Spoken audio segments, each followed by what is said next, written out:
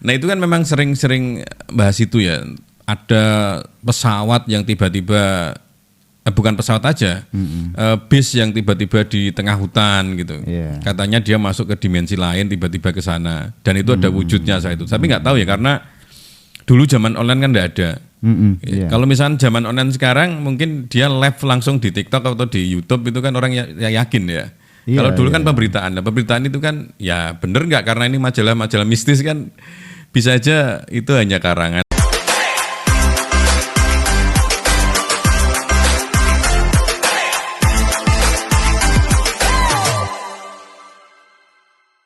Udah lama kan Kos nggak bikin video ya.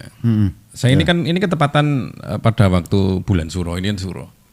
Nah, ini banyak mitos-mitos yang kemarin itu saya dengar kan, ya nggak tahu ini memang tradisi Suro seperti itu atau hanya mitos yang mengatakan bahwa Suro itu nggak boleh orang nikah. Terus ada ritual-ritual katanya ada yang sering kan kalau kita ke puncak kan rame ya di puncak. Puncak mana itu? Misalkan dulu di Puncak Songolikur. Nah, itu rame di sana. Belum pernah ke sana. Oh, itu rame Kang. Di sana kan ya adalah, saya nggak tahu itu tradisi atau apa, memang tradisi muncak. Terus ada yang kalau teman saya ada yang suka keris, komunitas itu ya nyuci keris, ngumbah keris gitu. Itu sebenarnya mitos atau beneran itu? Pertanyaan ini gimana ya? Kalau dikatakan mitos itu sebenarnya kita lebih ke arah tradisi sih, budaya. Mitos kan contohnya kayak misalkan orang menikah kalau menikah di bulan Suro itu akan terjadi masalah gitu loh. Mitos-mitos yang seperti itu. Ya. Kalau tadi yang dibicarakan kan terkait dengan budaya kita, tradisi ya. Ke puncak-puncak gunung atau sebenarnya gini, di dalam budaya Jawa itu kalau kita banyak dengar dari orang-orang tua kita, itu sering digunakan untuk kita tirakat lah. Tirakat itu sebagai apa ya istilahnya? Tirakat itu dalam bahasanya kalau di bahasa umum lah, bahasa umum ya. Itu orang yang ngelakoni.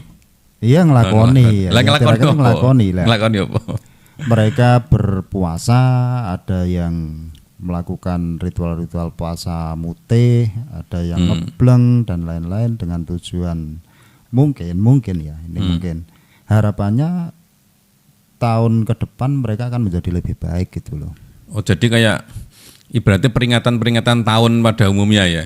Kalau di Masehi kan ada bakar mercon dan lain. Kalau harapan lah itu kan. Ya kalau di Cina kan biasanya bagi-bagi angpau, terus mercon seperti itu ya. Mungkin karena titik baru tahun baru, jadi semuanya harus dimulai dengan hal yang baru gitu. Dengan ritual-ritual khusus. Kalau di kita itu kan ada nyuci pusaka, nyuci keris. Saya kemarin juga nyuci mobil. Nyuci mobil. Ya harapannya kita membersihkan diri, ke depan kita menjadi lebih baik, lebih lebih sukses kan, lebih berhasil gitu. Ya itu ritual-ritual. Tapi yang mitos tadi gimana ya? Orang yang menikah katanya di bulan Suro itu dampaknya nggak baik. Itu piye? Kan kalau di Suro kan jarang ada orang menikah loh. Iya. Kan ya biasanya kan ada hari-hari yang hari orang menikah ya, hari besar misalkan. Kalau Suro kan nggak ada orang menikah. Kenapa ini? Ya mitos itu kan juga terkait dengan budaya atau keyakinan masyarakat pada umumnya ya. Mungkin saya pernah dengar mitos tentang gini. Bulan Suro dihubungkan dengan Laut Selatan atau Laut Kidul gitu. Jadi ada yang bilang kalau jangan punya hajat atau jangan hajatan seperti mantu dan lain-lain itu di bulan Suro. Ya katanya kalau mitosnya itu di Suro itu Nyi Roro Kidul itu lagi punya gawe. Ya. Mantu gitu ya, mantu. Nah itu oke lah kalau tadi ya mitos. Dan kalau saya misalkan mau bahas masalah Nyi Roro Kidul misalkan. Nyi Roro Kidul itu apa ya? Aku malah bingung Kang. Jadi ada yang mengatakan itu goib, terus ada yang mengatakan bahwa itu adiknya atau istrinya Sriwijaya, bukan Sriwijaya apa? Raja Jawa Barat apa namanya? Pajajaran ya, ada hubungannya sama Pajajaran. Nggak tahu itu putrinya atau adiknya atau istrinya, kan ada hubungannya ke sana. Banyak versi terkait dengan Laut Selatan ya. Salah satunya itu mitos tentang Nyi Roro Kidul, ada mitos juga Kanjeng Ratu Kidul, ada juga mitos Nyi Blorong gitu. Banyak versinya. Tapi mungkin salah satunya itu kalau saya pernah dengar beberapa versi itu sebenarnya sosok yang beda-beda gitu. Sosok yang beda-beda. Dari Kanjeng Ratu Kidul sendiri itu kalau saya baca di, kalau tidak salah Serat Aji Soko, kalau tidak salah, boleh diralat ya. Itu Kanjeng Ratu Kidul itu terkenalnya di Serat Aji Soko itu disebut sebagai Ratu Angin-Angin gitu. Apalagi itu banyak, saya malah nggak ngerti. Iya, Kanjeng Ratu Kidul. Oh. Jadi sebutan lainnya gitu tadi. Iya. Ada yang menyebut bahwa Nyi Roro Kidul dan Ratu Kidul itu sosok yang sama, tapi beberapa versi juga menyebutkan bahwa Nyi Roro Kidul dan Kanjeng Ratu Kidul itu sosok yang berbeda gitu loh. Yang disebut sebagai Kanjeng Ratu Kidul itu adalah Ratu Angin-Angin tadi. Kemudian ada versi menyebutkan bahwa kalau yang namanya Nyi Roro Kidul itu adalah salah satu keluarga dari keluarga Pajajaran yang dihianati atau difitnah oleh keluarganya gitu. Akhirnya masuk ke pantai selatan gitu dan menjadi Nyi Roro Kidul itu gitu. Itu berapa versi. Tapi ya wallahu alam, kita sebenarnya enggak tahu kebenarannya. Cuma ini kan beberapa versi gitu loh. Iya, yang saya tahu tadi saya sempat baca itu Nyi Roro Kidul itu adalah ratu spiritual katanya. Ya saya baca ya tadi ya. Yang diyakini oleh Jawa maupun Sunda. Iya, Dan di situ ada kerajaan Mataram maupun kerajaan yang lainnya itu mengatakan bahwa istri spiritualnya itu kebanyakan kok Nyi Roro Kidul. Makanya saya heran kenapa ini kok ada sambungan-sambungan ke sana. Tapi yang saya paling tahu kalau Nyi Roro Kidul ya di film kan. Iya. Di film ada Nyi Blorong ya. Nyi Blorong terus Nyi Roro Kidul itu kan gambarannya di di situ. Tapi ya ada nyeleneh lagi yang Gus Dur pernah dengar dulu ketika ada masalah apa dulu, terus ditanya, ini Nyi Roro Kidul lagi sedang pakai jilbab gitu kata apa ya. Jadi seolah-olah itu apa ya istilahnya Nyi Roro Kidul ada memang bukan seorang ya, perwujudan lah, ada entah itu goib entah itu fisik, ada sosoknya yang diakui oleh beberapa keyakinan oleh beberapa orang ya atau kerajaan sepanjang jalur pantai selatan kan gitu, mulai dari ujung barat sampai ujung timur kan gitu. Nah, dan mitosnya katanya kalau misalkan kita main ke pantai sana terus pakai baju hijau terus ternyata nanti jadi, ada apa-apa ya, gitu. Itu mitos atau benar sebenarnya? Ya mitos ya, berarti sebenarnya nggak masalah ya. Cuman diyakini seperti itu. Nah, terus kalau misalkan yang Kang Kos tahu aja lah, Nyi Roro Kidul masih ada ndak ini? Ya jelas ada kan. Masih ada? Iya. Maksudnya wujudnya masih ada? Ada. Saya punya referensi, artinya gini loh, walaupun ini subjektif ya, subjektif. Jadi beberapa waktu atau beberapa tahun yang lalu, aku ketemu dengan salah seorang tokoh spiritual, itu mengatakan atau menceritakan kisah perjalanan beliau ke pantai selatan, kan itu. Jadi beliau itu masuk ke kerajaan Laut Selatan, itu ada jalannya gitu, ada jalan seperti gang-gang ya kayak di dunia kita gitu. Jadi masuknya bukan langsung nyemplung laut gitu, enggak gitu. Ada jalan ke sana. Oh, ada ke sana.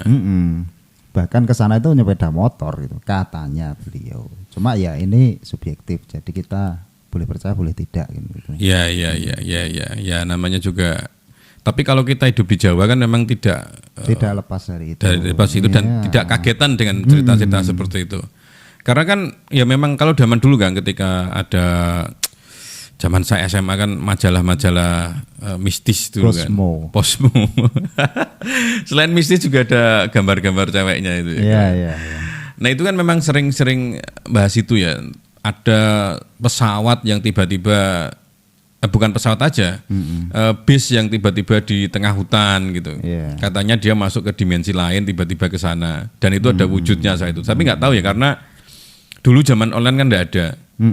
Kalau misalnya zaman online sekarang mungkin dia live langsung di TikTok atau di YouTube itu kan orang yakin ya. Kalau dulu kan pemberitaan. Nah, pemberitaan itu kan ya bener nggak karena ini majalah-majalah mistis kan bisa aja itu hanya karangan atau mungkin juga iya karena beberapa surat kabar yang harian pun mengulas itu katanya dulu. Bahkan sekarang kan masih banyak berita terjadi hal semacam itu. Jadi ada bis dalam perjalanan tiba-tiba nyasar di tengah hutan. Sedangkan kalau dilihat jejaknya itu tidak ada jejak lewatnya. Iya, tiba-tiba di sana. Tiba-tiba di tengah situ. Nah itu menunjukkan bahwa memang ada dimensi lain di dunia kita kan gitu. Ada beberapa dimensi. Iya. Ya itu memang mau tidak mau kita harus yakin hal itu karena memang terjadi. Tapi kenapa kok Jawa ini terlalu kental ya di Pulau Jawa terutama ya? Kental sekali loh. Mungkin itu kan nggak ada cerita-cerita yang di luar negeri misalkan di kota-kota Singapura misalkan atau di kota-kota yang ini kan kayaknya ada cerita-cerita seperti itu atau kita nggak tahu ceritanya tapi mungkin kita yang belum tahu tapi ceritanya. Kebanyakan memang Jawa ini kental sekali hal-hal kayak gitu kan. Iya, kalau di Jawa itu memang keyakinannya itu akan hal-hal apa ya namanya yang berhubungan dengan gaib-gaib itu memang ya. Tapi kan kental. Saya juga dilema ya mau percaya atau enggak. Misalkan ya kalau kita kan hidup di Demak ya. Ada gambar bledek ya di Masjid Agung Demak misalkan. Gambar bledek itu kan kalau orang yang tahu sains ya teknologi kan petir itu kan terjadi karena ada kelistrikan di alam ini kan positif negatif akhirnya terjadi seperti itu nggak bisa diwujudkan dengan bentuk kan. Tapi ternyata di keyakinan kita di orang Jawa itu yakin kalau ada apa namanya petir yang kisah itu yang ngelukis siapa namanya? Kisah Ki Ageng Selo. Ki Ageng Selo yang akhirnya melukis dan ditempel di pintu Masjid Agung Demak. Itu kan bukan sekedar melukis kan. Beliau menangkap petir kan gitu. Nah, gitu loh maksudnya. Kan di kandang gitu. Nah, apakah itu petir ataukah mungkin makhluk gaib yang memang ngurusin hal itu kan saya kan juga tahu kan. Siapa tahu ada makhluk yang Allah kan ya tidak sendiri kan, mesti ada pasukannya kan, ada malaikat. Kita akan jawab alam, tapi gini. Kita pakai versi saja. Kalau versi di keyakinan kita gitu orang Jawa itu. Jadi kisahnya kan gini. Ki Ageng Selo sedang berada di persawahan kan gitu. Kemudian itu di mana? Di Demak atau di Grobogan? Di Grobogan. Gitu. Oh, di Grobogan malah ada ya. Tempatnya. Terus ada petir nyamber kan gitu. Terus beliau tangkap, kemudian diikat di apa itu? Pohon gandrik ya gitu. Oh, pohon gandrik. Gandrik apa ya? Aku ada sih di sekitar makamnya ada pohon gandrik. Pohon gandrik namanya. Cuma aku enggak tahu itu pohon gandrik itu pohon apa. Oke, kapan-kapan kita ke sana ya. Boleh, kita bikin video aja sana. Terus apa ya? Setelah diikat kan itu terus beliau sempat untuk menggambarnya atau melukisnya gitu loh. Dengan bentuk yang sedemikian rupa dan itu akhirnya dipasang di pintu Masjid Agung Demak kan itu. Nah, itu tahu nggak ceritanya kenapa kok sampai hubungannya ke Masjid Agung Demak? Ya, karena memang Ki Ageng Selo itu salah satu ulama pada masa itu. Dan masjid kerajaan itu adalah Masjid Agung Demak kan itu. Itu setelah pasca Sunan Kalijaga atau masih dalam riwayat itu? Masih di masa-masa itu. Oh, masih di masa itu ya. Masa itu.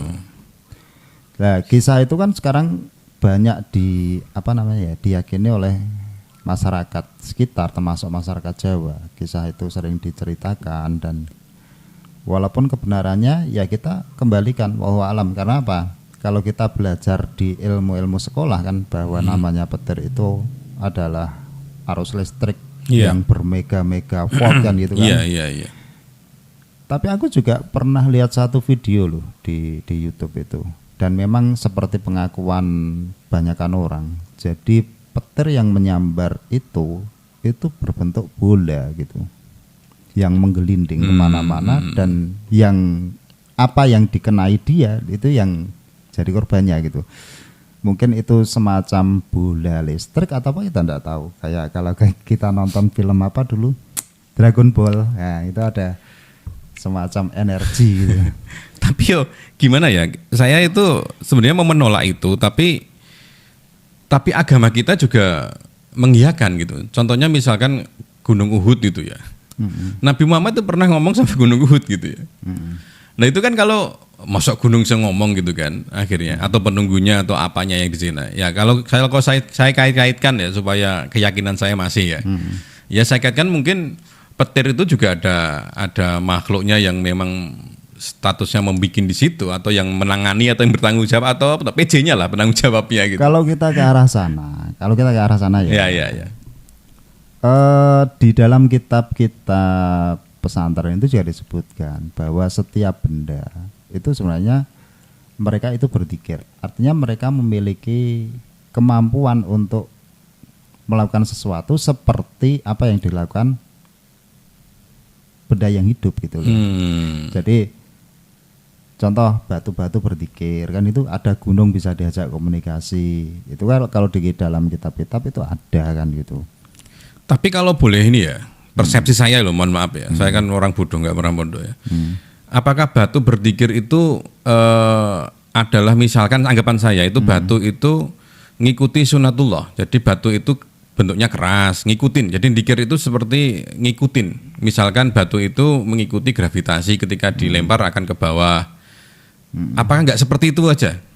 Lah itu tafsiran kan. Nah, ya maksudnya saya gitu loh maksudnya. Bebas, boleh. Boleh tafsiran kan? Sebetulnya boleh kan gitu. Tapi memang diceritakan di beberapa kitab di pesantren itu bahwa ada orang-orang yang diberi pengetahuan khusus gitu loh.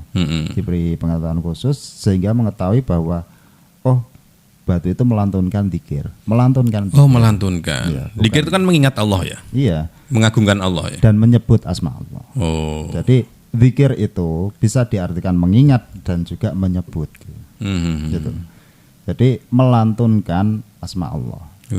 Bertasbih gitu. Semua ya, termasuk tumbuhan, hewan, angin mungkin ya. Iya. Laut dan lain-lain. Di dalam Al-Qur'an juga disebutkan, walaupun aku lupa ayatnya ya, bahwa semua yang ada di jagat raya ini bertasbih kepada Allah, mensucikan asma Allah.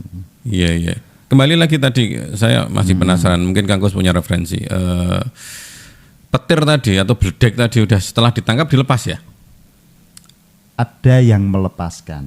Ada yang melepaskan. Ada yang melepaskan. Saya tuh mikir kalau belum dilepas kok sekarang masih ada beledek gitu loh, masih ada petir gitu kan. Ada yang melepaskan. Masih ada melepaskan ya. Itu ceritanya ada seseorang atau apa yang menyamar gitu loh. Kemudian melepaskan si petir tadi dari kurungan. Kalau kita nanti ke makamnya Ki Ageng Selo itu masih ada kurungannya itu. Kurungannya buat ngurung si petir itu ada itu. Kurungannya bentuk kayak kurungan ayam gitu. Iya, sekitar berapa ukurannya ya kayak lemari kecil gitu.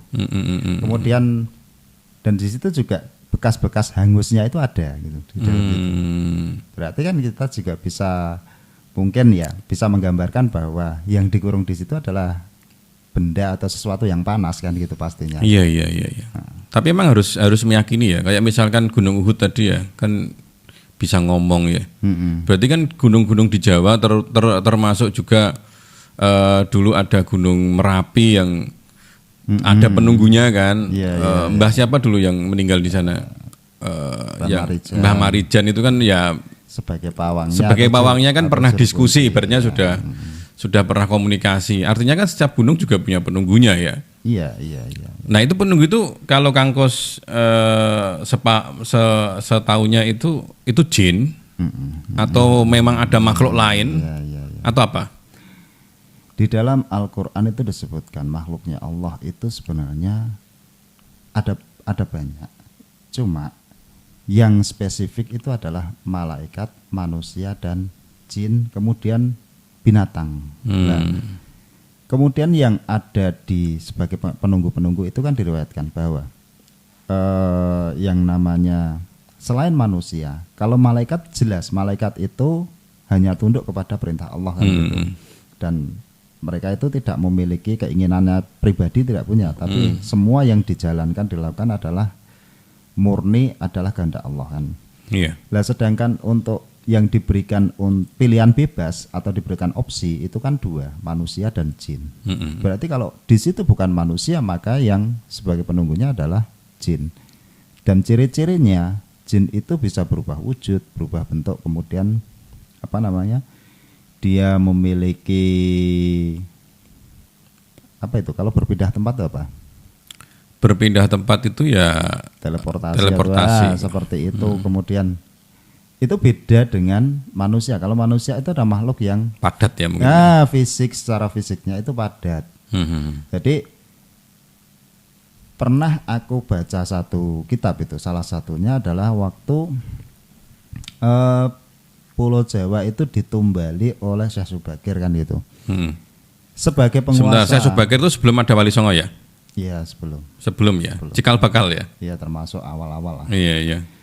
Di situ terjadi dialog atau percakapan. Percakapannya adalah bahwa boleh tanah Jawa itu dihuni manusia, tapi harus berbagai warna, jangan cuma satu warna gitu. Dan jangan memaksakan satu warna kepada yang lain gitu.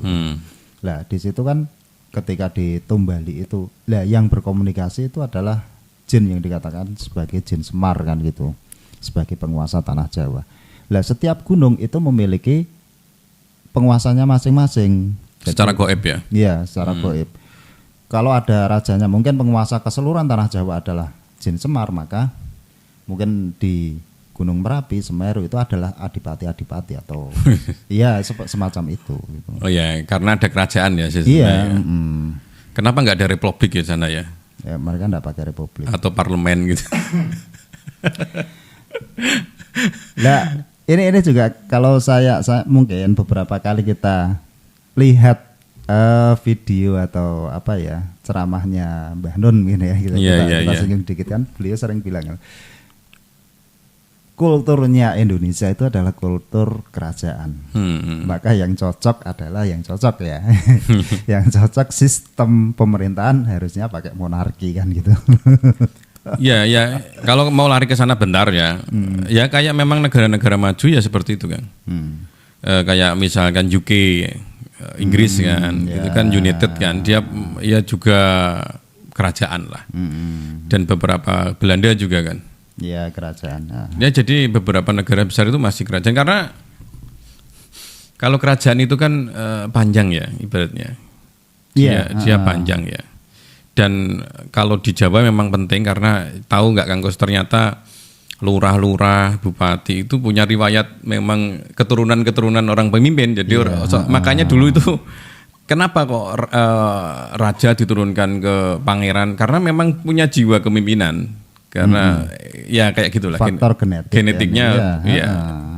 Dan itu lebih bagus daripada orang baru yang tidak tahu apa-apa ya. Makanya cenderung untuk kontroversi di kerajaan itu lebih minim daripada di negara demokrasi. Kalau demokrasi itu rajanya banyak. Iya, karena banyak terjadi pertentangan kan gitu. Oke. Kita nggak usah melebar ke situ. Ada nggak penutup kata-kata yang enak ini ya untuk topik ini? Iya.